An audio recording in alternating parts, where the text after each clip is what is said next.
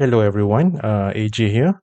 For the past few videos, I've been sharing about MBTI, and perhaps I did not explain in greater detail about uh, how do you get these notations or codes, when we say TI, TE, NI, and so on. So this is just a short video, okay, to share with you how and where that you get these notations from. Okay, so if you were to look at the whiteboard, right, you can see that there are four sets of cognitive functions, and each function can be labeled as either extroverted or introverted functions. Okay, so let's look at number one. So thinking function, the thinking function, you can have TI, okay, which is introverted thinking, or uh, PE, okay, which is extroverted thinking. Okay, so thinking and feeling functions over here, if you notice, I actually I would actually put them under judging, the group of judging functions. So judging functions, when you look at the MBTI code, it will be here, this one. Okay, so in this slot over here, the third letter, it will be either thinking or feeling, all right? Okay, so thinking, TITE, okay, feeling, FIFE. Now, then the next group of functions would be the perceiving functions. Okay, perceiving functions. So you have intuition and you have sensing. So intuition, the notation is NI or NE. Okay, so that stands for introverted intuition or extroverted intuition.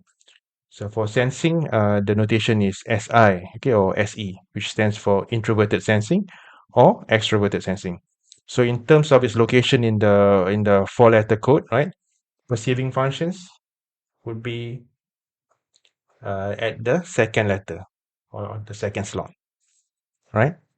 So when I was showing some examples in the previous video about trying to derive the opposites, okay? So the opposite of thinking is feeling. Opposite of thinking is feeling, okay? And the opposite of intuition is sensing. Okay, so for example, if you want uh, to derive what is the opposite of introverted thinking or TI. Okay, so the opposite of thinking is feeling, right? And the opposite of introverted is extroverted. Okay, so so the opposite of I is E. Okay, so in this case, the opposite of TI is FE. Okay, that's how you define the opposite functions. Okay, so this is something that you will need to do when uh, you're trying to derive the top four functions in your cognitive stack. So another example, okay, the opposite of intuition is sensing. Okay, the opposite of intuition is sensing. And the opposite of introverted is extroverted, right? So in that regard, if you want to find out what is the opposite of extroverted intuition, okay, so the opposite of intuition is sensing, and the opposite of extroverted is introverted. So that will be SI. Okay, the opposite of NE is SI.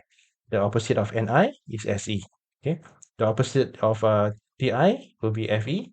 The opposite of TE will be FI. So it will always be like that, right? So that's how you define the opposite function. Okay, so this is just a quick video to explain to you how that was derived, because I think I did not explain that, okay, in the last video. So I hope you find that useful. Thank you. See you in the next video.